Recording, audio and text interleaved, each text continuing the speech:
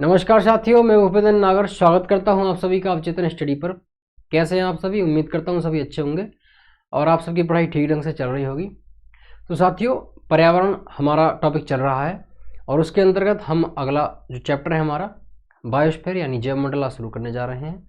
तो सबसे पहले समझेंगे कि जैवमंडल की परिभाषा क्या है, उसके अर्थ को जानने की कोशिश करेंगे। साथ ही उससे संबंधित जितने भी मुख्य बिंदु हैं उनको आज क्लास में हम कवर करेंगे। ठीक है, तो चलिए बिना देरी किए शुरू करते हैं। और सबसे पहले हम यहाँ पर लिख लेंगे अपना आज का टाइटल। ठीक है, जैवमंडल।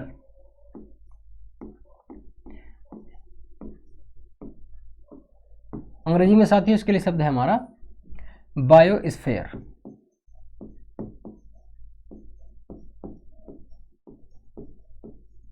अब साथियों सबसे पहले अगर हम इसके शब्द की तरफ जाएं, है ना, क्योंकि शब्द अगर हम देखें इसके शाब्दिक अर्थ को तो उससे हमें समझ में आ जाए कि हम क्या समझने वाले हैं इस चैप्टर में। तो जैवमंडल यानी कि जीवों की बात हो रही है, यानी इनडायरेक्टली एक तरीके से हम जीवन की बात कर रहे हैं। यानी कि जहाँ तक भी पृथ्वी पर जिस भाग में, यानी जहाँ तक भी जीवन की संभावना है, जहाँ पर भी जीवन पाया जाता है, वो सब किसके अंतर्गत आया था? हमारा जैवमंडल यानी बायोस्फीयर के अंतर्गत आ जाता है। वो मतलब छोटी से छोटा जो सूक्ष्म जीव हो सकता है और बड़े से बड़े जीव तक। ठीक है, वो जल में भी हो सकता है, वो स्थल मतलब जमीन पर भी हो सकता है और पानी में हो सकता है। तो जहाँ तक हमारे जीवन की संभावना होगी वहाँ पर हमारा जैवमंडल पाया जाएगा। यानी कि पृथ्वी के सतह के आसपास का जो भी पूरा आवरण है, जिसमें वनस्पति पैदा होती है, जिसमें प्राणी जीवन संभव होता है, संचालित होता है, वो हमारा जैवमंडल कहलाता है। अब देखिए, सिर्फ ऐसा नहीं है कि जमीन पर ही जीवधारी पाए जाते हैं या प्राणी पाए जाते हैं। भाई हम देखते हैं कि मतलब इतने सारे जंतु हैं, इतनी सारी प्रजातियां, इतनी सारी वनस्पति हमें देखने को मिलती है जमीन पर। वहीं अगर हम समुद्री जीवन की तरफ देखें तो वहाँ पर एक छोटे झींगे से लेकर एक बड़ी, हम व्हेल की बात करते हैं, हम डॉल्फिन की बात करते हैं। ठीक है, तो यानी कि एक जीवन, एक बहुत बड़ा मतलब इकोसिस्टम कहाँ पर? समुद्र में भी हमें देखने को मिलता है, महासागरीय जीवन में हमें देखने को मिलता है। जो चीज़ें हम देखते हैं पर्वत, पठार, मैदान, ज्वालामुखी, हम देखते हैं धरातल पर, वही ठीक स्थिति हम देखते हैं कहाँ पर जी? हमारी जो एक्वेटिक बॉडी है, यानी कि हमारी जो जलीय तंत्र है, उसमें ही हम देखते हैं। यानी कि जीवन सिर्फ जमीन पर नहीं है, बल्कि कहाँ पर है जी? हमारा समुद्र में भी है। इसके साथ ही हम देखते हैं वायुमंडल को। वायु में सर्वाधिक गैस कौन सी पाई जाती है? नाइट्रोजन पाई जाती है। लेकिन दूसरे नंबर पर मतलब इन ह्यूमन बॉडी के लिए और अन्य सभी प्रजातियों के लिए कौन सी? ऑक्सीजन ना। ऑक्सीजन बहुत महत्वपूर्ण है। कितनी? 21% ऑक्सीजन पाई जाती है। यानी कि जीवन की उत्तरजीविता के लिए हमारा जो वायुमंडल है वो भी एक महत्वपूर्ण भूमिका निभाता है। तो जीवन जो है इन तीनों कड़ियों से ही मिलकर बनता है, यानी कि वायुमंडल, स्थलमंडल और जलमंडल, लिथोस्फीयर और हाइड्रोस्फीयर और एटमॉस्फेयर, वायुमंडल। इन तीनों के मिलन बिंदु को हम बोलेंगे, क्या बोलेंगे? हम जैवमंडल बोलेंगे। ठीक है साथियों, तो सबसे पहले हम यहाँ पर समझने की कोशिश करेंगे जी जैवमंडल की परिभाषा को। ठीक है साथियों, तो देखिए जैवमंडल की परिभाषा हम क्या लिखेंगे अभी। सबसे पहले जो भी हमने अब तक समझा है उसी के आधार पर हम इसकी परिभाषा बनाएंगे कि पृथ्वी की सतह के चारों ओर का आवरण, पृथ्वी की सतह के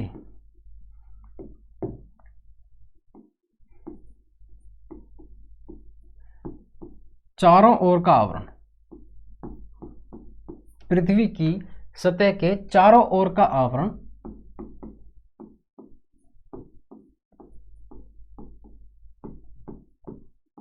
जिसके अंतर्गत क्या है साथी? जिसके अंतर्गत जीवन संभव होता है, जीवन संचालित होता है। किसका? वनस्पतियों का और जो प्राणी है हमारे, जिसके अंतर्गत वनस्पति तथा प्राणी जीवन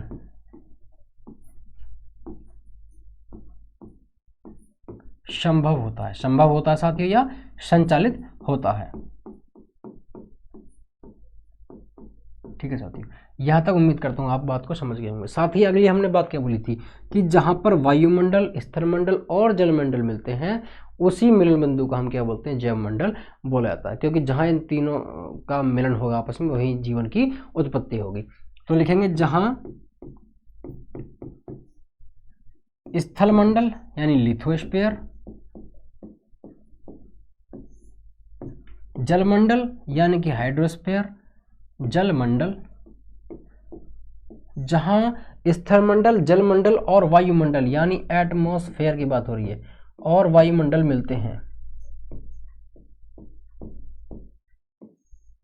वायुमंडल मिलते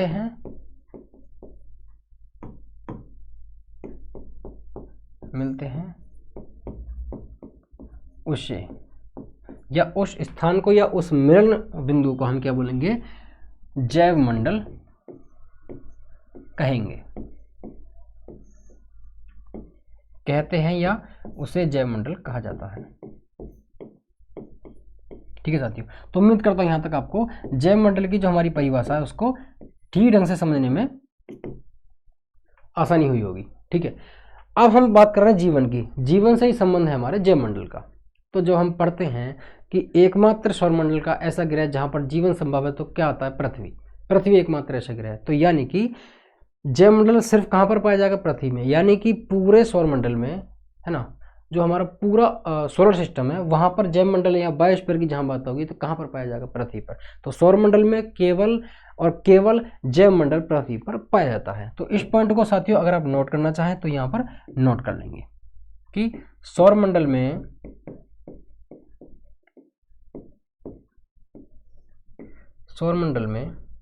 केवल पृथ्वी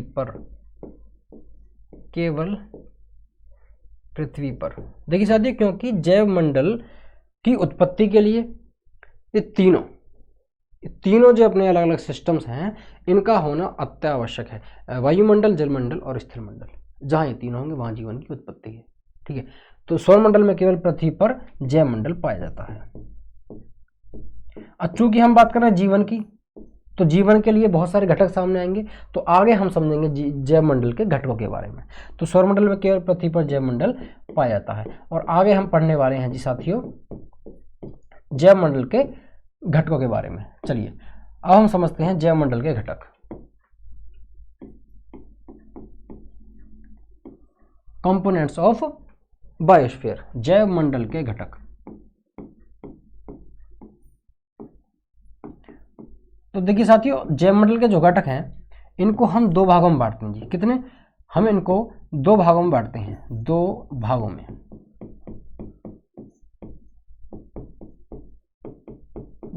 में इनको साथियों हम बांटते हैं, इनको दो भागों में बांटा जाता है। देखिए कौन कौन से इसके दो भाग हैं यहाँ पर। सबसे पहला साथियों हमारा अजैविक घटक और दूसरे हैं हमारे जी जैविक घटक। अजैविक घटक और जैविक घटक। पहला है हमारा जैविक घटक यानी जिनमें जीवन पाया जाता है, और दूसरे जो जिनमें जीवन नहीं पाया जाता, यानी कि अजैविक घटकों की बात हो रही है। अजैविक घटक, तो देखेंगे इनको, समझेंगे भी। इनको लिए हम किन किन उदाहरणों को ले सकते हैं।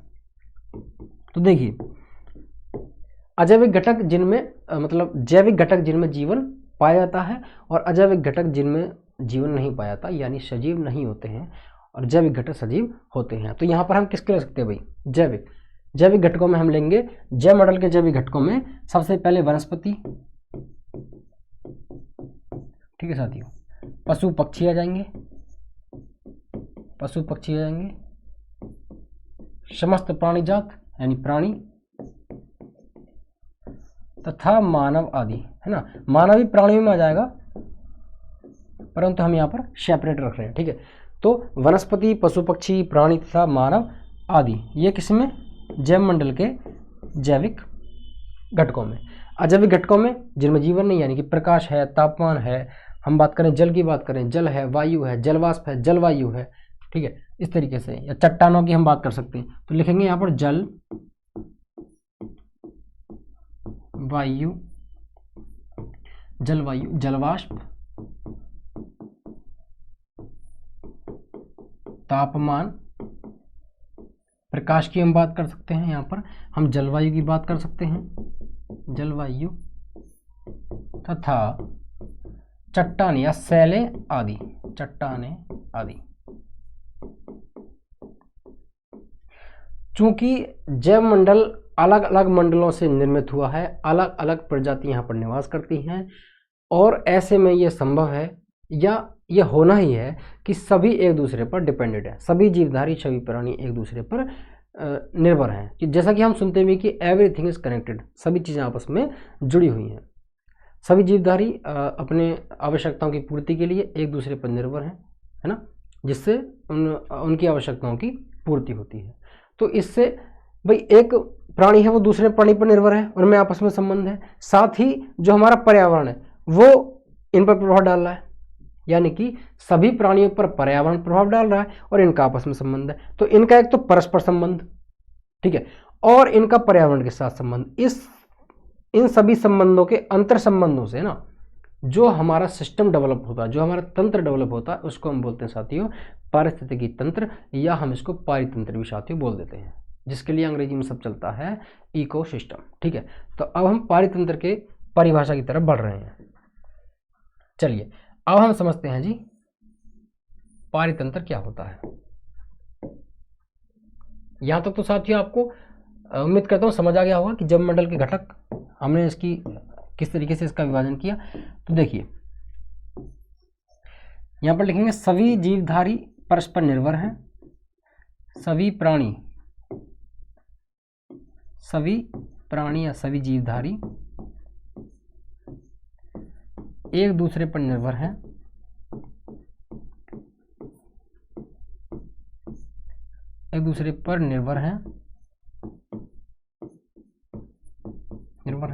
अतः उनके आपस में संबंधों को, अतः उनके परस्पर, अतः उनके, चलिए उनके द्वारा लिखते हैं, ठीक समझ नहीं आएगा, अतः उनके आपस में या परस्पर लिख देंगे आपस के लिए, उनके परस्पर, अतः उनके परस्पर तथा पर्यावरण के साथ जो उनका है ना रिलेशन डेवलप हो रहा है, उनके परस्पर तथा पर्यावरण के साथ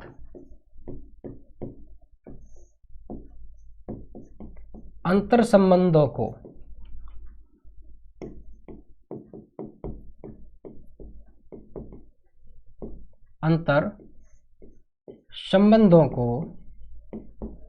पारिस्थितिकी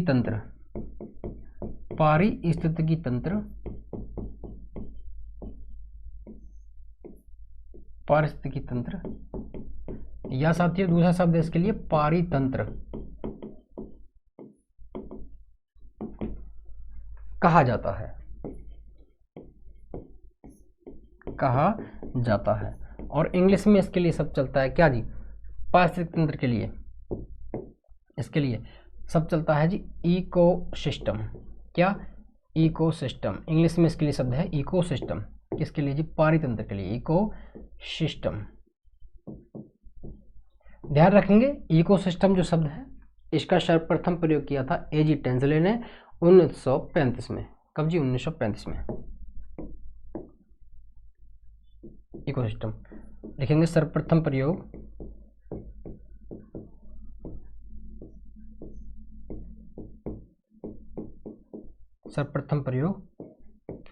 एजी टेंसले ने 1935। ठीक है साथियों, एजी टेंसले ने। और 1968 में हमारे RF डैशमैन थे, RF डैशमैन, उन्होंने 1968 में जो हम जैव विविधता पढ़ते हैं, बायोडाइवर्सिटी पढ़ते हैं, उसका सर्वप्रथम, उस शब्द का सर्वप्रथम प्रयोग किया था RF डैशमैन ने 1968 में। सही है। और 1935 में इकोसिस्टम शब्द का सर्वप्रथम प्रयोग एजी टेंसले ने। तो इस तरीके से क्वेश्चन बन सकते हैं, आपको ध्यान रखने की यहाँ पर आवश्यकता है। अब हम क्या पढ़ चुके हैं जी, पारिस्थितिक तंत्र की परिभाषा। अब पारिस्थितिक तंत्र के जो हम जीवों के बारे में यहाँ पर पढ़ेंगे। पारिस्थितिक तंत्र में जो जीव होते हैं उनका हम कैटेगराइजेशन कैसे करते हैं, हम उसका क्लासिफिकेशन कैसे करते हैं, किसका, पारितंत्र के जो हमारे जीव हैं, पारितंत्र के जीव जिनका आपस में संबंध है, पर्यावरण के साथ संबंध है, वो किस तरीके से अपना इकोसिस्टम डेवलप करते हैं। ठीक है, किस तरीके से जैव मंडल की उत्पत्ति में सहायक होते हैं। तो सबसे पहले ध्यान रखेंगे पारतंत्र के जीवों के बारे में सबसे पहले जो साथी हमारे आते हैं उन्हें बोला जाता है उत्पादक, प्रोड्यूसर, उत्पादक। ठीक है, इन्हें क्या बोलते हैं? Producer, producers. देखिए इनमें क्या है, सूर्य के प्रकाश की उपस्थिति में क्लोरोफिल की सहायता से अपना भोजन स्वयं बनाने वाले स्वपोषी जीव या प्राणी, यानी कि पौधों की हम बात कर रहे हैं। तो पारतंत्र के सर्वप्रथम जीव उत्पादक, सही है। तो इसमें कौन शामिल है जी? सूर्य के प्रकाश से, यानी कौन सी प्रक्रिया की बात चल रही है? फोटोसिंथेसिस, यानी कि प्रकाश संश्लेषण। तो सूर्य के प्रकाश से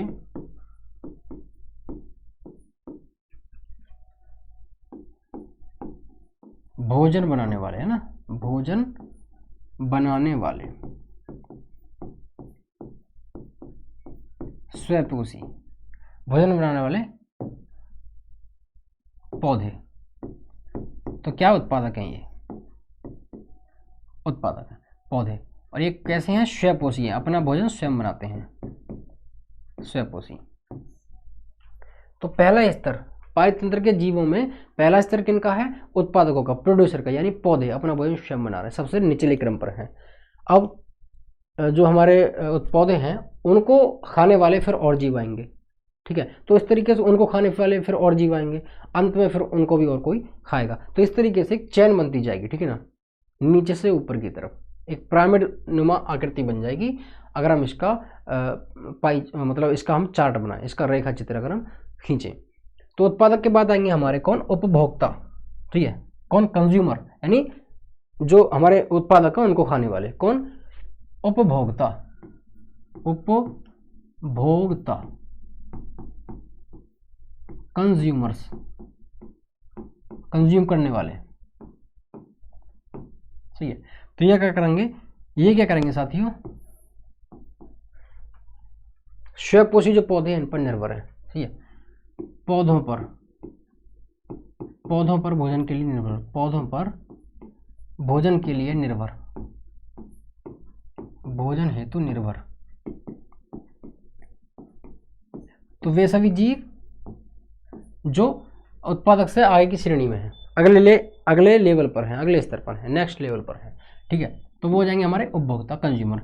इनकी 3 श्रेणियां हैं। कितनी जी? इनकी 3 श्रेणियां हैं, ठीक है, इनकी 3 श्रेणियां हैं। कौन कौन से हैं जी? सर्वप्रथम हमारे कौन से आते हैं? शाकाहारी, यानी जो पौधे खाएंगे केवल भोजन के लिए, शाक, केवल पौधों पर निर्भर। दूसरे हमारे मांस पर निर्भर, मांसाहारी, मांसाहारी। और फिर तीसरे हमारे कौन से आएंगे जी? जो शाकाहारी भी है, मांसाहारी भी, मांस भी खाते हैं, शाक भी खाते हैं, सही है। तो वो जाएंगे हमारे सर्वाहारी, सब कुछ जिनका आहार है, जिनका आहार सब कुछ है, सर्वाहारी ना, सर्वाहारी हो जाएंगे, ठीक है। तो ये हमारे 3 इसकी श्रेणियां हैं उपभोक्ताओं में। अब इसके आगे फिर अंत में आएंगे हमारे अपघटक, डीकंपोजर, जो कि इनको खाएंगे। उत्पादक को खाएंगे उपभोक्ता, और उपभोक्ताओं को अंत में समाप्त करेंगे हमारे अपघटक, डीकंपोजर। यहां पर हो जाएंगे फिर हमारे अपघटक, अपघटक,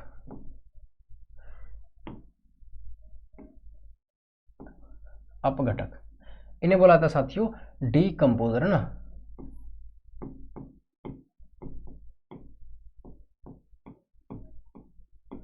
डीकंपोजर्स। यानी ये क्या करते हैं भाई? जो उपभोक्ता हैं इनको खत्म कर देते हैं, इनसे कार्बन ग्रहण करते हैं और वातावरण में उसको छोड़ देते हैं, ठीक है। तो ये सूक्ष्म जीव है। कौन है ये? सूक्ष्म जीव है। ये कवक हो सकते हैं, ये कीट हो सकते हैं, नहीं, छोटे जीव होंगे जो मिट्टी में मिला देंगे किसी भी चीज़ को, यानी उसको बिल्कुल कुतर डालेंगे, खा डालेंगे, उसको मिट्टी में मिला देंगे, उसी मिट्टी में फिर वापस के क्या होगा? पौधे होंगे, फिर पौधों को उपभोक्ता खाएंगे। इस तरीके से मतलब भोजन की चेन बनती जाएगी। उसके बारे में आगे विस्तार से जानने वाले हैं। तो सूक्ष्म जीव जो कार्बन चक्र को को बनाए रखते हैं ना, बनाए रखते हैं। ठीक है, ये एग्जाम्पल के लिए हम इसमें किसकी बात कर सकते हैं जी, हम बात कर सकते हैं कवकों की और कीटों की, कवक तथा कीट आदि, कवक और कीट आदि, है ना, कवक और कीट आदि। वहां पर हमने पौधों की बात कर ली, सही है, यहां समझ सकते हैं। फिर हम शाकाहारी बात कर सकते हैं, टिड्डा, एक टिड्डा जो केवल पौधे खाएगा टिड्डा। मांसाहारी में हम शेर ले सकते हैं, चील ले सकते हैं। सर्वाहारी में मनुष्य को ले सकते हैं ना, तो यहाँ पर हम शाकाहारी की टिड्डा आदि ले सकते हैं, टिड्डा, ग्रासहोपर। मांसाहारी हम किसको लेंगे यहाँ पर, मांसाहारी हम शेर को ले सकते हैं। सर्वाहारी हम मनुष्य को ले सकते हैं। इस तरीके से यहाँ पर एक चेन बनेगी। ठीक है, तो इन्होंने ऊर्जा ली सूर्य से, उससे भोजन बनाया, फिर इनको खाते हुए उपभोक्ता, तो यहाँ से ऊर्जा इन पर पहुँचती है, फिर अंत में ऊर्जा यहाँ पर पहुँचती है, और अंत में फिर ये इनको सबको खा के ख़त्म कर देंगे, और जो कार्बन मिट्टी में मिला देंगे उसको, उसी मिट्टी में फिर घास उगेगी, यानी पौधे उगेंगे, और फिर ये चैन इस तरीके से चलती रहेगी। उदाहरण के लिए मैं आपको अगर दिखाना चाहूँ यहाँ पर, तो आप देखें ऊर्जा पिरामिड कैसे बनता है। देखिए भाई, प्राइमरी ये सबसे पहले प्रोड्यूसर कौन है, पौधे हैं, प्लांट्स आप देख रहे हैं। सूर्य के प्रकाश की उपस्थिति में, और हरा रंग क्लोरोफिल, पर्णहरित के कारण, तो सूर्य के प्रकाश की उपस्थिति में क्लोरोफिल की सहायता से क्या कर रहे हैं, फोटोसिंथेसिस, प्रकाश संश्लेषण कर रहे हैं, अपना भोजन स्वयं बना रहे हैं, इसलिए इन्हें स्वयंपोषी पोषक कहा जाता है, स्वयंपोषी पोषण ये करते हैं। ठीक है, अब आगे हम देखें यहाँ पर, उसके आगे हम प्राइमरी कंज्यूमर, दूसरे नंबर पर कौन आते हैं, कंज्यूमर, जैसे टिड्डा खाएगा घास को, फिर सेकेंडरी कंज्यूमर यानी उपभोक्ता ही तो आगे, ठीक है ना, फिर ये तीसरे तृतीयक जो हमारे उपभोक्ता हैं, तो पहले द्वितीय तृतीय अंत में, यहाँ तक का समझ रहे। तो ऊर्जा का इस तरीके से ऊपर की तरफ क्या हो रहा है, वितरण हो रहा है, ऊर्ध्वाधर, ठीक है ना, सी जी, वर्टिकल एक तरीके से क्या हो रहा है जी, हमारा वितरण हो रहा है वर्टिकल, ऊर्ध्वाधर रूप से। और ध्यान रखेंगे इस प्रक्रम में ऊर्जा घटती जाती है, क्या है, ऊपर की तरफ ऊर्जा घटती जाएगी, ऊर्जा घटती जाएगी। ये पारितंत्र के जीवों की जो ऊर्जा पिरामिड बनता है उसकी बात चल रही है जी, ठीक है जी। यहाँ पर ऊपर की तरफ ऊर्जा घटती जाएगी, और अंत में इन सबको कौन खाएगा जी, जो हमारे बैक्टीरिया हैं, जो हमारे सूक्ष्म जीव हैं, जो हमारे कवक हैं, ठीक है, जो हमारे कीट हैं, बैक्टीरिया है, फंगी है, वो क्या कहलाएंगे, डीकम्पोजर, अपघटक कहलाएंगे। वो इन सबको मिट्टी में आखिर में मिला देंगे, कुतर डालेंगे, ठीक है, और वहीं फिर उसी वो मिट्टी मिल जाएगा, उसी मिट्टी में फिर पौधे पैदा होंगे, और इसी तरीके से ये चेन यहाँ पर चलती रहेगी। ठीक है साथियों, तो यहाँ पर ये ऊर्जा पिरामिड बना हुआ है।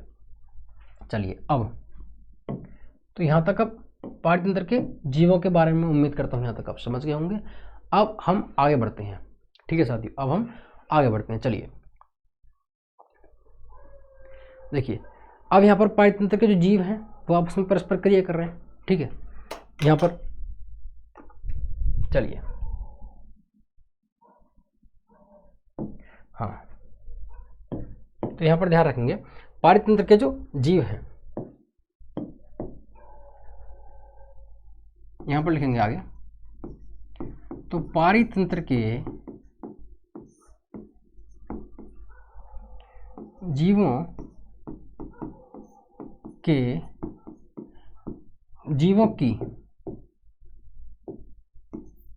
की पारस्परिक, पारितंत्र के जीवों की पारस्परिक निर्भरता से, क्योंकि यही होता है भाई, सभी एक दूसरे से कनेक्टेड हैं, एवरीथिंग इज कनेक्टेड, एक दूसरे पर निर्भर है, आवश्यकता पूर्ति हो रही है, खाद्य पूर्ति हो रही है। तो पारितंत्र के जीवों की पारस्परिक निर्भरता से दो क्रियाएं सामने आती हैं। कौन सी जी, दो क्रियाएं सामने आती हैं, जानेंगे। दो क्रियाएं सामने आती हैं,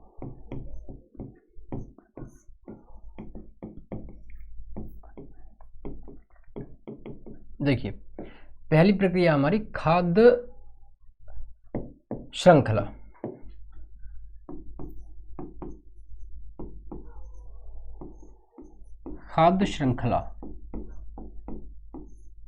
ठीक है साथियों, और दूसरा हमारी खाद्य जाल, दूसरी हमारी खाद्य जाल, दोनों क्या है भाई, ऊर्जा पिरामिड। अभी जो हमने एनर्जी पिरामिड तो समझा ये पीछे, ठीक है, हमने पीछे भी एनर्जी पिरामिड को समझा कि क्या सबसे पहले हमारे उत्पादक, इनसे ऊर्जा जाएगी, ऊर्जा किसमें जाएगी, एनर्जी इसमें, उपभोक्ता में,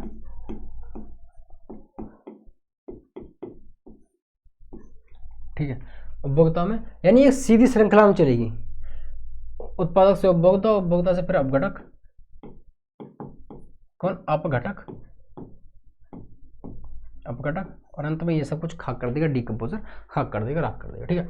तो एक सीधी प्रक्रिया में चलेगी ये, खाद्य श्रृंखला की बात हो रही है, खाद्य श्रृंखला की। उदाहरण के लिए मैं आपको यहाँ पर दिखाना चाहूंगा भाई, खाद्य श्रृंखला की बात हो रही है, यानी बहुत सिंपल सा प्रोसेस है। क्या है कि सबसे पहले घास को टिड्डा खाएगा, ग्रास ऊपर eats the grass, and then rat eats the grass ऊपर, यानी कि जो घास है उसको टिड्डा खाएगा, टिड्डा को चूहा खाएगा, चूहा को सांप खाएगा, सांप को अंदर में चील, जो हमारी ईगल है या हॉक है, सही है, जो हमारा ईगल है या हॉक है वो खा लेगा,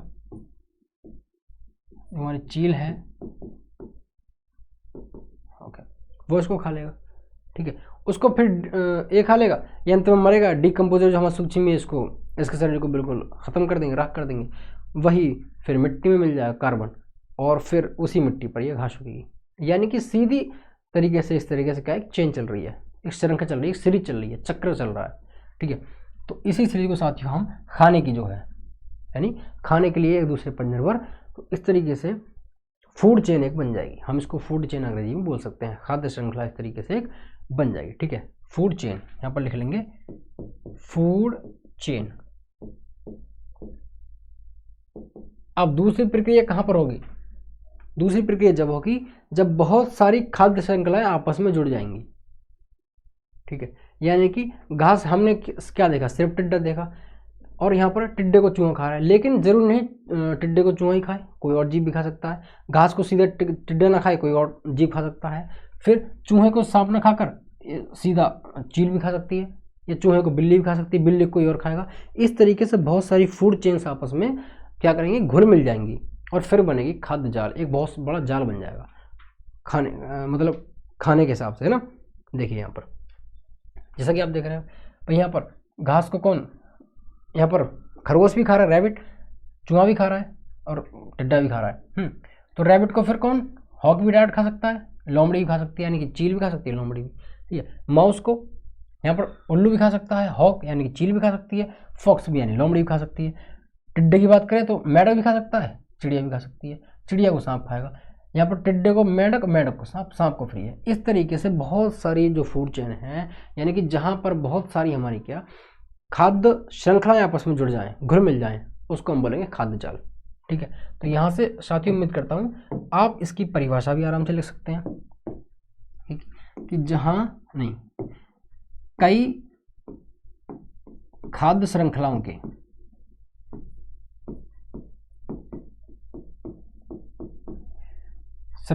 कई खाद्य श्रृंखलाओं के आपस में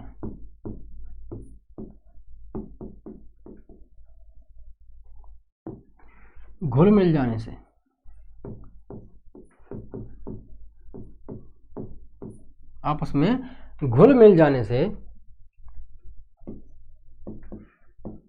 ठीक है, कई खाद्य श्रृंखलाओं के आपस में घुल मिल जाने से क्या बनता है साथियों, हमारा खाद्य जाल बनता है, खाद्य जाल।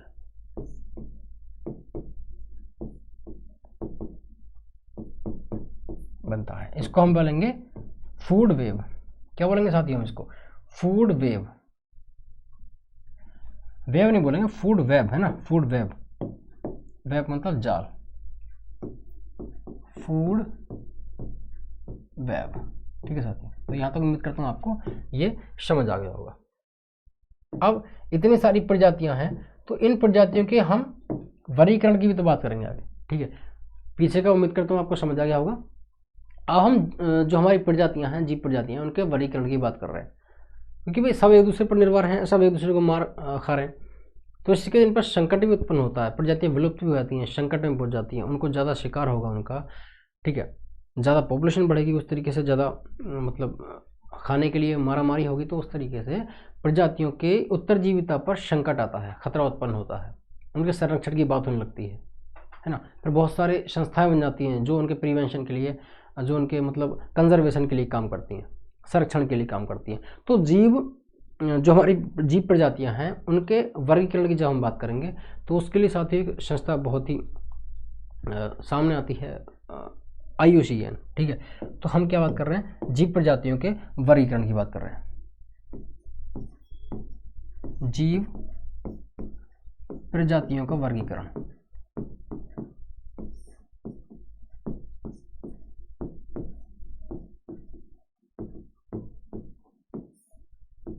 ठीक है साथियों। तो मैंने अभी बताया आपको कि इसके लिए एक संस्था सामने आती है जिसका नाम है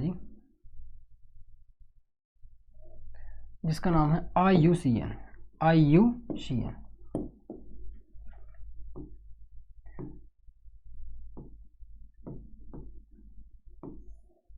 IUCN के बारे में आप लिखेंगे, इसकी फुल फॉर्म लिखेंगे सबसे सर्वप्रथम, international union for conservation of,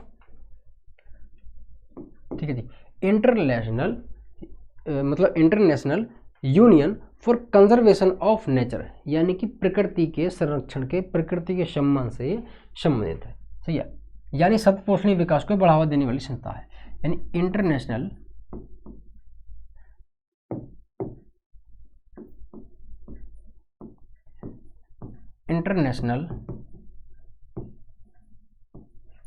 union for conservation, है ना, कंजर्वेशन ऑफ नेचर। ठीक है साथियों,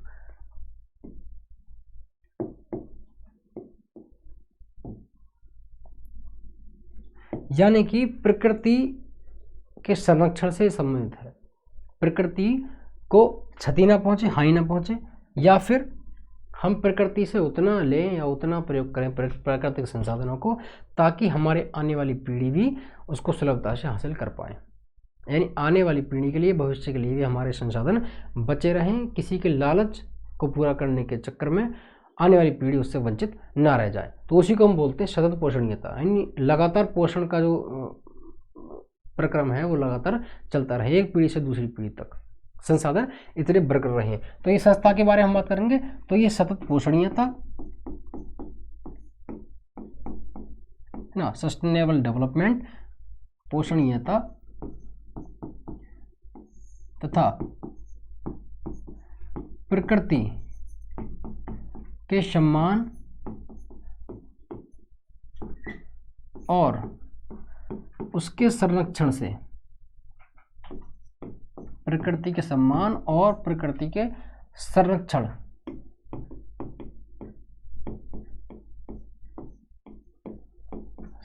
से संबंधित संस्था है।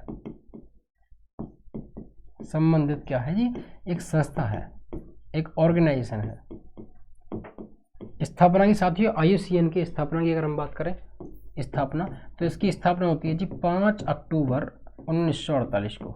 कब जी, 5 अक्टूबर 1948, 1948 को। देखिए हम शिक्षक दिवस कब मनाते हैं, 5 सितंबर को ना, 5 सितंबर को, लेकिन विश्व शिक्षक दिवस मनाते हैं हम 5 अक्टूबर को, विश्व शिक्षक दिवस, है ना, क्योंकि हम अपना जो 5 सितंबर को मनाते हैं वो डॉक्टर सर्वपल्ली राधाकृष्णन जी के सम्मान में मनाते हैं। ठीक है, तो लेकिन विश्व शिक्षक दिवस की हो तो बात हो तो वहाँ पर 5 अक्टूबर आप ध्यान रखेंगे। तो 1948 में 5 अक्टूबर को स्थापना होती है IUCN की। और इसके अगर हेड क्वार्टर की, इसके अगर मुख्यालय की बात हो ना, चलिए मुख्यालय लिखते हैं। इसके अगर मुख्यालय की बात हो तो वो साथी होगा हमारा कहाँ, जिनेवा में। जिनेवा बोले तो स्विट्जरलैंड ना, जिनेवा स्विट्जरलैंड, स्विट्जरलैंड में। ठीक है, आप ध्यान रखेंगे 1969 में भारत इसका स्टेट मेंबर बनता है। 1969 में भारत इसका स्टेट मेंबर बना, इसका स्टेट मेंबर बना,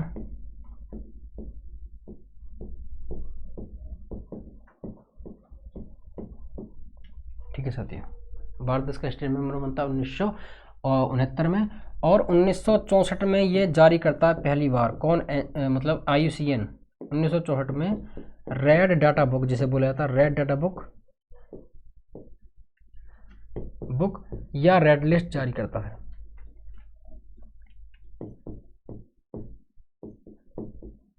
रेड लिस्ट जारी की,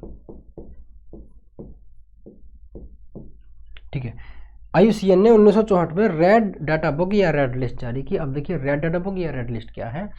ये पूरे पृथ्वी पर प्रकृति के संरक्षण के लिए, प्रकृति के संरक्षण से संबंधित और जो हमारी प्रजातियां हैं, जीवधारी हैं, उनकी उत्तरजीविता के खतरे को मतलब उनकी उत्तरजीविता के खतरे के संबंध में उनकी बात करता है। यानी कोई प्रजाति कितना उस पर खतरा है, उसकी उत्तरजीविता को कितना खतरा है, वो विलुप्त होने की कगार पर है, सही है, या सामान्य है। जैसे हम सामान्य बहुत सारी प्रजाति होती हैं कि सामान्य रूप से पाई जाती हैं, उनमें कोई खतरा नहीं होता है। तो कुछ ऐसी होती हैं जिनकी स्थिति चिंताजनक होती है, कई संकटग्रस्त होती हैं, उस तरीके से ना। तो बहुत सारी प्रजातियां होती हैं। तो IUCN के बारे में हम आगे और लिखेंगे भाई। तो क्या है कि जो हमारा IUCN है ना, IUCN है, क्या करता है, अभी हमने क्या बात की कि IUCN जो साथियों हमारा, ये प्रकृति के संरक्षण से संबंधित है जी। यानी कि लिखेंगे आगे, IUCN क्या करता है जी, IUCN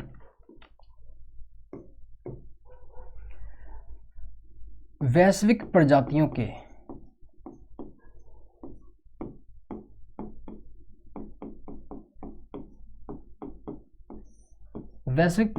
संरक्षण,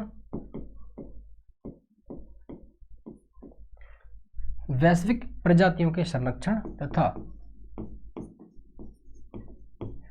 उनकी उत्तरजीविता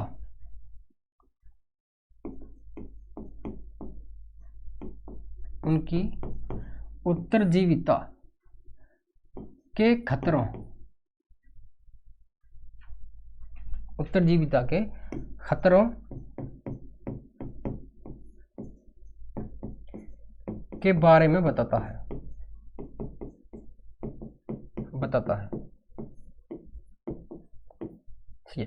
यानी कितना खतरा किसी प्रजाति को है। तो इसके हम जब वर्गीकरण की बात करते हैं ना, जब हम इसके वर्गीकरण की बात करते हैं तो कौन कौन से आते हैं भाई, लिखेंगे इसके वर्गीकरण की। अभी आपको हमने क्या बताया था भाई कि ये जो है बताता है कि किस प्रजाति की स्थिति मतलब कौन सी जो प्रजाति है वो चिंताजनक स्थिति में है, कौन संकटग्रस्त स्थिति में है, कौन सामान्य रूप से पाया जाता है। तो इसकी कम से कम वर्गीकरण में ध्यान रखेंगे 8-9 इसकी कैटेगरी हैं। कितनी? 8-9 इसकी कैटेगरी हैं ना, कैटेगरी। इसमें मुख्यतः जो प्रमुख कैटेगरी है उनकी बात करेंगे। जैसे हमारी विलुप्त है, विलुप्त प्रजातियां हैं, संकटग्रस्त हैं, सामान्य है, चिंताजनक है ना, चिंताजनक है तथा कम चिंताजनक,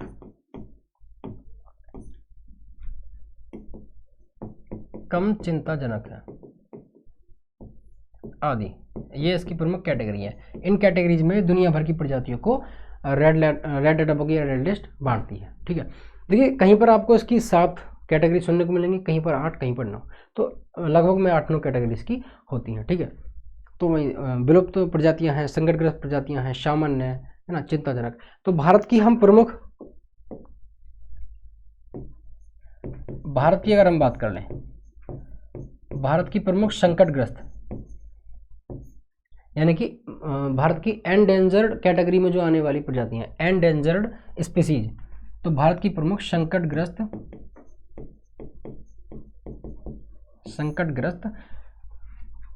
प्रजातियों की बात करें, स्पीसीज की बात करें, है ना, प्रमुख हम बात करें तो उनमें बंगाल टाइगर आता है। कौन सा जी? बंगाल टाइगर। बंगाल टाइगर आता है साथियों, बंगाल टाइगर। साथ ही जो हमारे बंगाल टाइगर के साथ साथ जो हमारे स्नो लेपर्ड होते हैं, यानी हिम तेंदुआ जिन्हें बोला जाता है, बर्फ में पाए जाने वाले, बर्फीले क्षेत्र में, है ना, हिम तेंदुआ हो गया। एक मैकाक बंदर होता है जिसकी पूंछ शेर की तरह होती है ना, मैकाक बंदर, मैकाक बंदर, मैकाक बंदर। एक पश्चिमी घाट क्षेत्र में एक पेड़ पर मतलब ट्री फ्रॉग बोला जाता है, ट्री फ्रॉग यानी वृक्ष मेंढक उसे बोला जाता है, वो भी है। एक नीलगिरी तेहर है जो कि पहाड़ी बकरी होती है, पश्चिमी घाट में ही पाई जाती है वो भी। तो भारत में ज़्यादातर आप प्रजाति देखें जैव विविधता की जहाँ बात आएगी तो वहाँ पर पश्चिमी घाट में ही पाई जाती हैं। तो मैकाक बंदर हो गया ना, हमने क्या बताई, नीलगिरी तेहर की बात करी, तेहर आदि। ये साथियों प्रमुख ऐसी प्रजातियां हैं जो संकटग्रस्त हैं, एंडेंजर्ड कैटेगरी में आती हैं IUCN की लिस्ट में, ठीक है। ये भारत की प्रमुख है। और देखिए साथ ही आगे हम और देखने की कोशिश करते हैं भारत की जो प्रमुख संकटग्रस्त यानी एंडेंजर्ड प्रजातियां हैं। भारत की 10 प्रमुख है यहाँ पर, है ना, 10 प्रमुख प्रजातियों की यहाँ पर बात हो रही है। सबसे पहले बंगाल टाइगर आता है, दूसरे पर फिर एशियाई शेर आता है ना, एशियन लायन, फिर हिम तेंदुआ आता है, एक सींग वाला गैंडा, इंडियन राइनोसोरस जो असम के काजीरंगा राष्ट्रीय उद्यान में पाया जाता है, एक सींग वाला गैंडा ना, इंडियन राइनोसोरस जिसे बोला जाता है। फिर ब्लैक बक आता है, काला हिरण आता है, मैकाक बंदर जिसकी पूंछ कैसी होती है जी, हमारी शेर की भांति होती है। वृक्ष मेंढक जो बताया मैंने पश्चिमी घाट में पाया जाता है ना, पश्चिमी घाट में। फिर कश्मीरी लाल हिरण, नीलगिरी तेहर पहाड़ी बकरी, नीलगिरी तेहर ये नहीं ना, ये हमारी नीलगिरी तेहर, नीलगिरी तेहर, ठीक है। इंडियन बाइसन गौर, ये इंडियन बाइसन है गौर, ठीक है। ये हमारा हिम तेंदुआ है, स्नो लेपर्ड, हिम तेंदुआ इसे बोला जाता है। स्नो लेपर्ड अंग्रेजी में हम इसके लिए बोलते हैं स्नो लेपर्ड, है ना, स्नो लेपर्ड। एक सींग वाला गैंडा है, मैकाक बंदर है। तो ध्यान रखेंगे ये 10 प्रमुख हमारी संकटग्रस्त प्रजातियां हैं, IUCN की लिस्ट में आती हैं, ठीक है जी। देखिए यहां पर आप देख रहे हैं गौर, इसे गौर बोला जाता है, यह इंडियन बाइसन। देखिए साथियों 1975 में थाईलैंड में एक एनर्जी ड्रिंक लॉन्च होती है जिसका नाम होता है क्रेटिंग डेंग, क्रेटिंग डेंग, जिसका जो लोगो है वो लोगो इंडियन बाइसन यानी गौर नामक पशु से प्रभावित होता है, ठीक है। और उसके 9 साल बाद यानी कि 1984 में ऑस्ट्रिया में एक और एनर्जी ड्रिंक लॉन्च होती है जिसका नाम होता है रेड बुल, जो कि इंस्पायर्ड होती है जो थाईलैंड वाली एनर्जी ड्रिंक है क्रेटिंग डेंग से ही। और रेड बुल का भी जो लोगो है आप उसमें देखें वो भी इंडियन बाइसन यानी गौर से ही इंस्पायर्ड है। आप उसका लोगो जब सर्च करते हैं तो उसमें आप देखेंगे कि उगता हुआ सूर्य है और उसमें 2 हमारे गौर आपस में भिड़ रहे हैं। तो उनकी वो मार्केटिंग के लिए उस तरीके से लोगो बनते हैं। तो यहाँ पर जब भी उस तरीके से आप देखें ध्यान रखेंगे इंडियन बाइसन यानी गौर से वो क्या है जी, इंस्पायर्ड है। जो हम क्रेटिंग हम डेन की बात करें या फिर हम रेड बुल एनर्जी ड्रिंक की बात करें, ठीक है साथियों। अब तो ये हम यहाँ पर लिख सकते हैं इसके लिए कि रेड बुल कंपनी का जो लोगो है वो इसी से प्रभावित है। इसके साथ ही हम ध्यान रखेंगे जो इनकी संख्या बहुत कम हो चुकी है इंडियन बाइसन गौर की, और जो वन्य प्राणी संरक्षण अधिनियम जो ना, वन्य संरक्षण अधिनियम जो हमारा वन्य जीव संरक्षण अधिनियम है ना, वन्य जीव संरक्षण अधिनियम 1972 में आया था।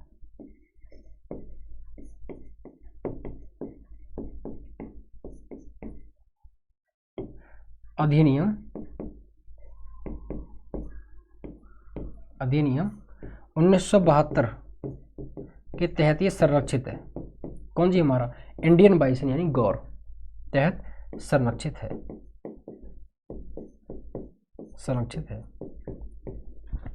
ठीक है साथियों। तो उम्मीद करता हूं यहां तक आपको ये चीजें क्लियर हो गई होंगी। अब आपको एक बात ध्यान रखनी है यहाँ पर, कभी ये संकटग्रस्त हैं तो सरकार भी तो इनके लिए काम करती होगी भाई। IUCN जैसे हम एक ऑर्गेनाइजेशन की बात की, एक संस्था की बात की जो प्रजातियों के उनके विलुप्तता के खतरे को दिखाती है, उनकी उत्तरजीविता के खतरे को दर्शाती है, उनके संबंध में बात करती है। तो दुनिया भर की सरकारें भी तो इसके लिए काम करती हैं। जी बिल्कुल, भारत में भी काम करती हैं, दुनिया भर में भी। जैसे भारत सरकार जो है या अन्य भी सरकार हैं वो क्या करती हैं।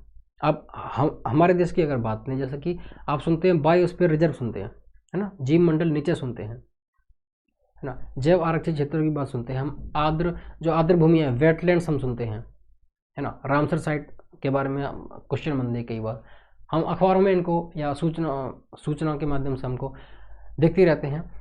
साथ ही जो नेशनल पार्क होते हैं हमारे, सेंचुरी होती हैं, है ना, राष्ट्रीय उद्यान के बारे में पढ़ते हैं। तो हम यहाँ पर लिखेंगे आगे क्या होता है भाई कि संरक्षण के उपाय, है ना, प्रजातियों के संरक्षण या प्रजातियों का संरक्षण, इस तरीके से लिख सकते हैं, प्रजातियों का संरक्षण।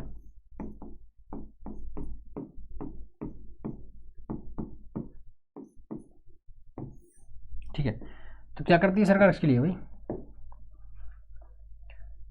तो लिखेंगे इसमें प्रजातियों के संरक्षण हेतु, प्रजातियों के संरक्षण हेतु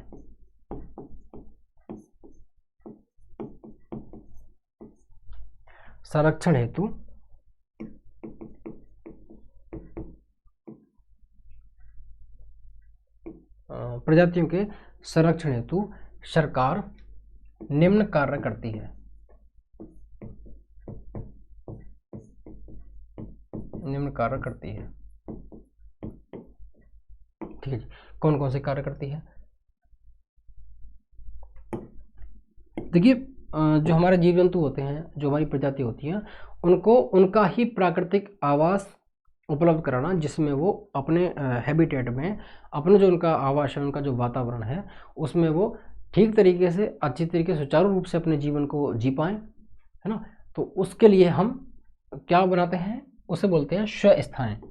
उसके लिए शब्द क्या चलता है, स्वस्थानी, स्वस्थानी, है ना, इन सिटू, इसे हम बोलते हैं इन सिटू, यानी कि प्रजातियों को उनका खुद का आवास, जो उनका खुद का प्राकृतिक आवास है, जिसे हैबिटेट हम बोलते हैं, ठीक है, वो उपलब्ध कराना, स्वस्थानी से हिंदी में बोला जाता है। अंग्रेजी में मतलब जो इन सिटू है किसी और भाषा का शब्द है, अंग्रेजी का नहीं है, तो उन्हें हम बोलते हैं इन सिटू या स्वस्थानी। इसके लिए भाई क्या क्या सरकार किन किन चीज़ों का सीमांकन करती है, तो सबसे पहले ध्यान रखेंगे भाई बायोस्फीयर रिजर्व बनाती है, उनका सीमांकन करती है बायोस्फीयर रिजर्व, जैव आरक्षित क्षेत्र, उनका सीमांकन करती है। दूसरा नेशनल पार्क, राष्ट्रीय उद्यान बनाती है, उनका सीमांकन होता है राष्ट्रीय उद्यान, है ना, वन्यजीव अभ्यारण्य बनते हैं। साथ ही जो क्या है हमारा वेटलैंड्स जो होते हैं हमारे, तो बायोस्फीयर रिजर्व है, राष्ट्रीय उद्यान है, और फिर आगे हमारे वेटलैंड्स यानी कि रामसर साइट्स, आर्द्र भूमियाँ लिखे यहाँ पर, है ना, आर्द्र भूमियाँ, आर्द्र भूमियों आदि का सीमांकन होता है, सरकार आदि इनका सीमांकन करती है।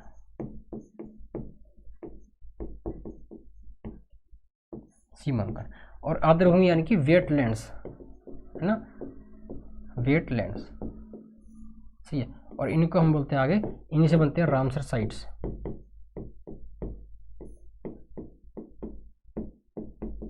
रामसर साइट्स, अब देखिए रामसर साइट्स क्या होती हैं, वेटलैंड्स या आर्द्र भूमि क्या होती हैं साथियों, ये नमी वाली धरतियाँ होती हैं, एक तरीके से दलदली तौर पर होती हैं, दलदली होती हैं, नमीदार होती है, इनमें पानी भरा होता है।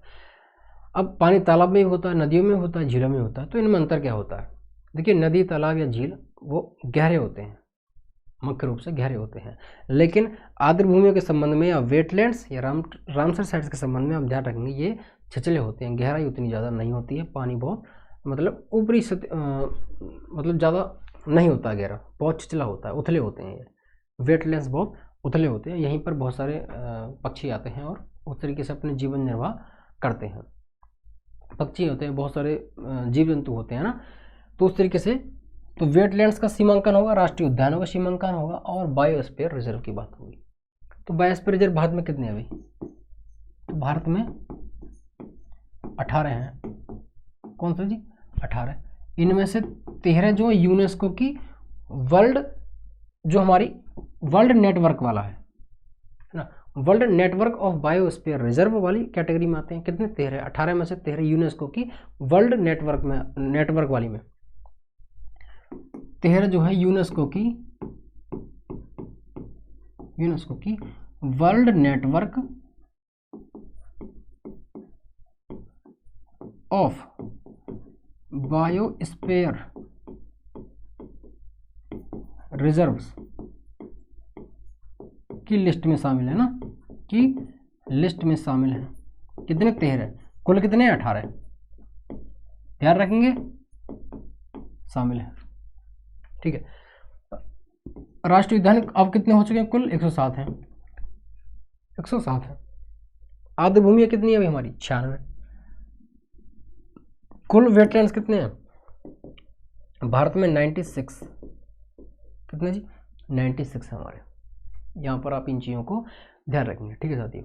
तो प्रजातियों का संरक्षण की हम बात कर रहे हैं, बायोस्फीयर रिजर्व, राष्ट्रीय उद्यान, आर्द्र भूमि आदि का सीमांकन, वेटलैंड्स यानी कि रामसर साइट। ठीक है। 107 राष्ट्रीय उद्यान, 18 हमारे बायोस्फीयर रिजर्व, जीव मंडल निश्चय या जैव आरक्षित क्षेत्र, और वेटलैंड्स हमारे रामसर साइट है 96। ठीक है। अब देखिए हम आगे बायोस्फीयर रिजर्व को देख लेते हैं एक बार।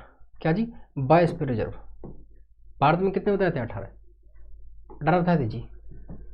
नीलगिरी है, ठीक है, नंदा देवी, नागक्रेक, और आगे फिर हम आया था मन्नार की खाड़ी आती है, सुंदरबन है, मानस है, ग्रेट निकोबार, शिमलीपाल, डिब्रू साइखोवा, देहांग देवांग, पंचमढ़ी, कंचनजंगा, अगस्तमलाई, अचानकमार अमरकंटक यानी कि जो मध्य प्रदेश वाला भाग है, कच्छकरण गुजरात वाला, ठंडा रेगिस्तान ये एचपी में यानी कि हिमाचल प्रदेश में। कहाँ पर जी? ये हिमाचल प्रदेश में ना, हिमाचल प्रदेश। ठीक है। उसके बाद शेषाचलम पहाड़ियाँ जो आंध्र प्रदेश का हिस्सा है, आंध्र प्रदेश में। और पन्ना कहाँ पर? ये भी हमारा जो मध्य प्रदेश में है ना, पन्ना। देखिए नीलगिरी जो है ये सबसे पहला बनता है 1986 में, सबसे पहला बायोस्फीयर रिजर्व, सबसे पहला भारत में, सबसे पहला। सबसे पुराना जैव मंडल नीचे आपसे पूछा जाए बायोस्फीयर रिजर्व तो नीलगिरी। सबसे लेटेस्ट जो पूछे वो पन्ना 2011 में। ठीक है। अब जो ठंडा रेगिस्तान है वो 2025 में बना गया। अच्छा, उससे पहले अभी आपको बताया था 13 जो हमारे जो यूनेस्को की, अच्छा यूनेस्को के बारे में बात करें भाई, यूनेस्को के बारे में यहाँ पर देखते हैं। यूनेस्को स्थापना कब होती है? 1945 में होती है ना, 1945 में स्थापना होती है, 1945। 1945, ठीक है, स्थापना 1945 में। ओके। हेडक्वार्टर की बात हो तो कहाँ है यूनेस्को का जी? हेडक्वार्टर, मुख्यालय की बात होगी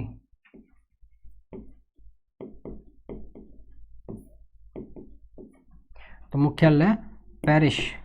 किसकी राजधानी जी? फ्रांस की।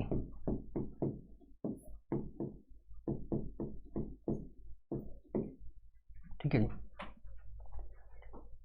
ठीक है जी। तो उम्मीद करता हूँ यहाँ तक आपको समझ आ गया होगा। ठीक है, चलिए आगे चलते हैं। तो मुख्यालय पेरिस में है यूनेस्को का, स्थापना 1945 में होती है। आगे हम समझ रहे थे यहाँ पर ये। तो 18 में से 13 यूनेस्को की world network of biosphere reserve की लिस्ट में शामिल है। 13 कौन कौन से हैं? नीलगिरी है जी, नंदा देवी है, नौकरेक है, मन्नार है, सुंदरबन है, ग्रेट निकोबार है, शिमलीपाल है। उसके बाद पंचमढ़ी है, कंचनजंगा, अगस्तमलाई, अचानकमार। ठीक है। उसके बाद हमारा ठंडा रेगिस्तान है और पन्ना है। कितने हो गए जी हमारे? यहाँ पर आप देखें 4, 2, 6 और 7, मतलब 7 ये हो गए। ठीक है, 7 और 6 13 हो गए। तो 18 में से 13 हमारे यूनेस्को वाली लिस्ट में शामिल है। 13 पीछे हम लिख चुके हैं 13। तो ठंडा रेगिस्तान जो है ये 2025 में यूनेस्को की लिस्ट में शामिल हुआ, यूनेस्को की लिस्ट में शामिल, लिस्ट में शामिल ठंडा रेगिस्तान। कोल्ड डेजर्ट कहाँ पर? हिमाचल प्रदेश में। तो यहाँ पर कन्फ्यूजन होता है ना, उसको बताऊंगा अभी। देखिए तो 2025 में लेटेस्ट शामिल हुआ है यूनेस्को की लिस्ट में। कब? ये 5वीं अभी 5th वर्ल्ड कांग्रेस, 5वीं वर्ल्ड कांग्रेस, ये बैठक आयोजित हुई थी कांग्रेस ऑफ बायोस्फीयर रिजर्व्स, ये 2025 में आयोजित हुई थी चाइना में हांगझो शहर में। कहाँ पर? हांगझो शहर कहाँ का? चाइना का है। वहाँ पर 5वीं world congress of biosphere reserve आयोजित हुई, रिजर्व्स, ठीक है, आयोजित हुई। और वहीं पर कहाँ पर? हुआंगझो, चाइना में, चीन में।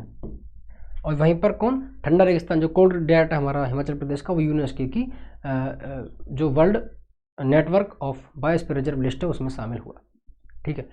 देखिए अब तो सबसे पुराना हमारा नीलगिरी, ध्यान रखेंगे नीलगिरी है हमारा सबसे पुराना। उसके बाद हिमाचल प्रदेश वाला जो कोल्ड डेजर्ट है वो लेटेस्ट है। यहाँ पर आपको कंफ्यूज नहीं होना है। अगर आपसे पूछे कि जो हमारे 18 है उनमें से लेटेस्ट, तो पन्ना, लेकिन यूनेस्को वाली लिस्ट से अगर लेटेस्ट पूछे तो आपको ठंडा रेगिस्तान बताना, क्योंकि वो 2025 का है, ठीक है जी। वैसे अगर यूनेस्को वाली लिस्ट में शामिल हुआ, ये यूनेस्को की लिस्ट में 2018 में, कौन? पन्ना। और वैसे भारत में हो गया था 2011 में, ठीक है साथियों। यहाँ तक उम्मीद करता हूँ आपको जो हमारे 18 बायोस्फीयर रिजर्व है वो ठीक ढंग से समझ आ गए होंगे। अब इसके आगे हमको और क्या समझना है भाई? चलिए एक नया पेज नया ऐड करते हैं और हम समझेंगे यहाँ पर अब राष्ट्रीय उद्यान के बारे में ना। किसके जी? राष्ट्रीय उद्यान के बारे में, नेशनल पार्क के बारे में।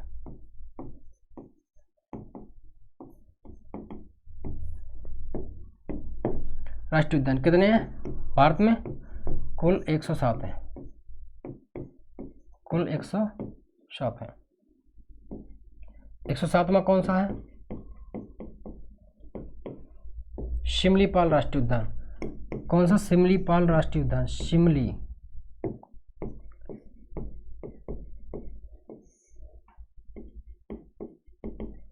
शिमलीपाल राष्ट्रीय उद्यान कहाँ पर है जी? ओडिशा में, ओडिशा। ये ध्यान रखेंगे, ये ओडिशा का सेकंड है। कौन सा? सेकंड। अगर फर्स्ट की बात की जाए, फर्स्ट तो वो है भीतरकनिका। कौन सा जी? भीतरकनिका राष्ट्रीय उद्यान। कहाँ पर? ओडिशा में। तो ओडिशा का पहला राष्ट्रीय उद्यान भीतरकनिका राष्ट्रीय उद्यान, दूसरा शिमलीपाल जो कि 107वां बिल्कुल नया राष्ट्रीय उद्यान है भारत का, ठीक है। 107 टोटल है, 107वां है हमारा शिमलीपाल। भीतरकनिका वही बताएंगे कौन से वन पाए जाते हैं यहाँ पर, प्राकृतिक वनस्पति और जैव विविधता वाले चैप्टर में बताया था। तो भीतरकनिका राष्ट्रीय उद्यान में कौन से? मैंग्रोव वन पाए जाते हैं जी, है ना, mangrove one. Mangrove one Bharat में एक तो तमिलनाडु, ठीक है, तमिलनाडु, एक ओडिशा भीतरकनिका क्षेत्र, और फिर सुंदरबन डेल्टा की तरफ बंगाल वाले क्षेत्र में पाए जाएंगे। इनके अगर वृक्षों की बात करें मैंग्रोव वन, तो नारियल है और एबिसिनियम है। कौन? नारियल और एबिसिनियम, इसके वृक्ष जो पाए जाते हैं मैंग्रोव वन के ना। इनकी आप जानते हैं जो न्यूमेटाफोर है ना, न्यूमेटाफोर इनकी जड़ें, जिन्हें श्वसन जड़ें बोला जाता है, वो जड़ें पानी में डूबी रहती हैं, जिन्हें न्यूमेटाफोर बोला जाता है, मैंग्रोव वनों की जड़ों को। अब सबसे हमने बात कर ली 107वां जो नया है, सबसे बड़ा अगर हम बात करें, सबसे बड़ा राष्ट्रीय उद्यान और सबसे पुराना राष्ट्रीय उद्यान और सबसे छोटा राष्ट्रीय उद्यान, इनके बारे में बताएंगे, इनके बारे में बात करेंगे। चलो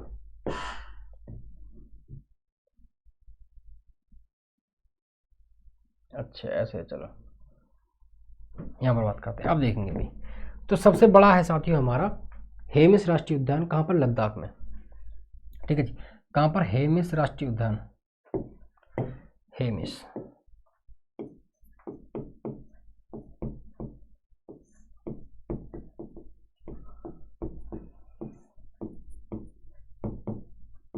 हेमिस राष्ट्रीय उद्यान। सबसे पुराना जो है हमारा वो है जिम कॉर्बेट,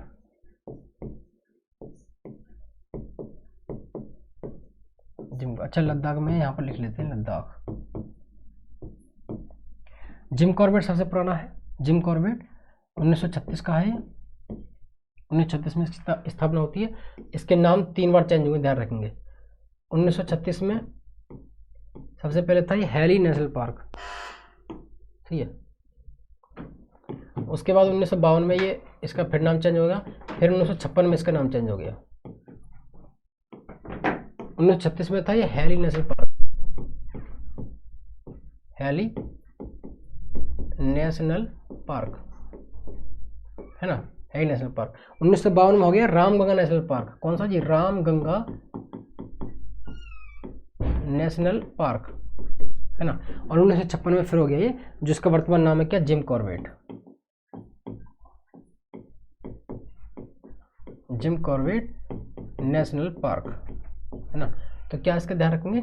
नाम परिवर्तन, नाम परिवर्तन। तो सबसे छोटा राष्ट्रीय उद्यान कौन सा जी? हमारा साउथ बटन। कहां पर है? South button. तो साउथ बटन है हमारा अंडमान निकोबार में, साउथ बटन। ये हमारे अंडमान निकोबार, अंडमान और निकोबार जो द्वीप समूह है वहां पर, ठीक है साथियों। तो यहां तक मैं उम्मीद करता हूं आपको ठीक ढंग से चीजें स्पष्ट हो गई होंगी, ठीक है।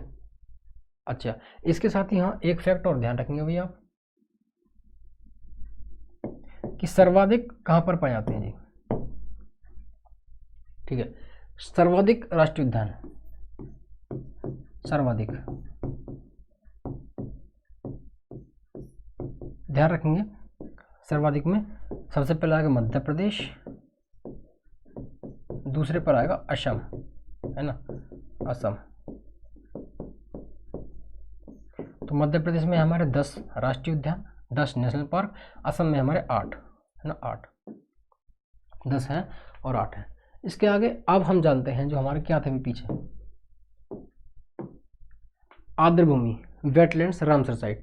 तो भारत में हम रामसर साइट और समझते हैं एक बार, ठीक है। चलिए रामसर साइट एक बार और समझ लेते हैं।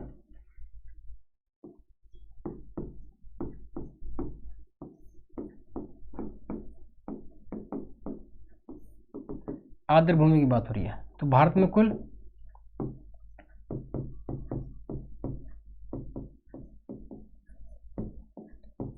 कितनी है? 96, 96, है ना। भारत में कुल 96 रामसर साइट्स हैं।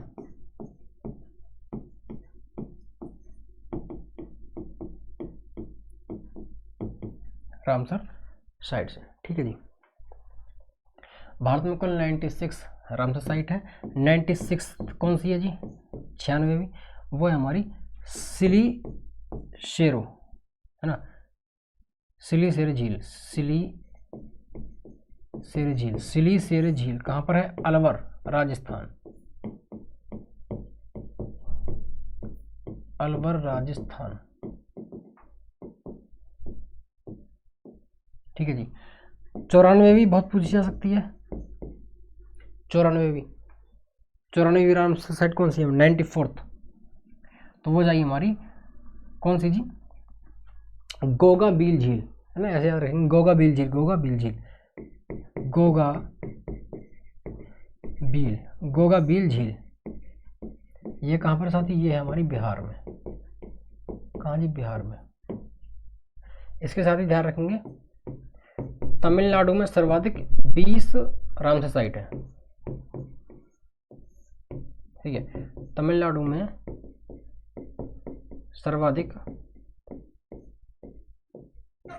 20, कितनी जी? 20 रामसर साइट्स हैं।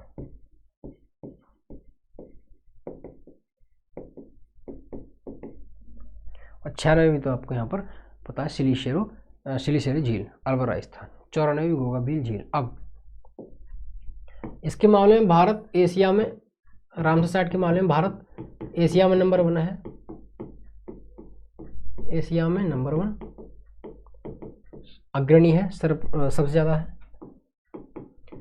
और पूरे विश्व की बात है, विश्व में तीसरे नंबर पर है,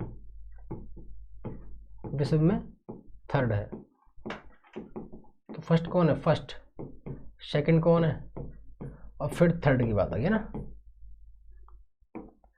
देख लें एक बार, चलिए। तो पहले पर साथियों हमारे यूके, यूनाइटेड किंगडम, कौन जी? यूके, है ना। यूनाइटेड किंगडम, यहाँ पर है हमारी 176 साइट्स।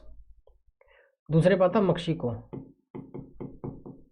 यहाँ पर है 144, 144 रामसर साइट्स, ठीक है। तो फर्स्ट पर यूके 176 साइट्स, 144 साइट मक्सिको। आप उत्तरी अमेरिका जो महाद्वीप है उसके मैप में देखेंगे, संयुक्त राज्य अमेरिका, यूएसए के ठीक नीचे कौन सा देश हमारा, मक्सिको ना, मक्सिको, जिसने अभी 50% टैरिफ लगा दिया भारत पर। पहले अमेरिका लगाया था, मैक्सिको ने भी लगा दिया है ना, मैक्सिको। थर्ड पर हमारा इंडिया आता है, कितनी है जी, 96 साइट्स, ठीक है। तो रामसर साइट से जो मुख्य क्वेश्चन बन सकते थे, प्रमुख बिंदु जो थे वो आपको यहाँ पर कवर हो गए होंगे, ठीक है। तो एशिया में नंबर 1 और दुनिया में ग्लोबली 3rd पोजीशन पर है रामसर साइट्स यानी वेटलैंड्स यानी आर्द्र भूमि के मामले में भारत, ठीक है साथियों। तो जो 22 पर रिजर्व थे, नेशनल जो राष्ट्रीय उद्यान थे, नेशनल पार्क थे, रामसर साइट थी वो, साथ ही जैव मंडल से संबंधित जितनी भी प्रमुख हमारी परिभाषाएं थी वो यहाँ पर समाप्त हो चुकी हैं।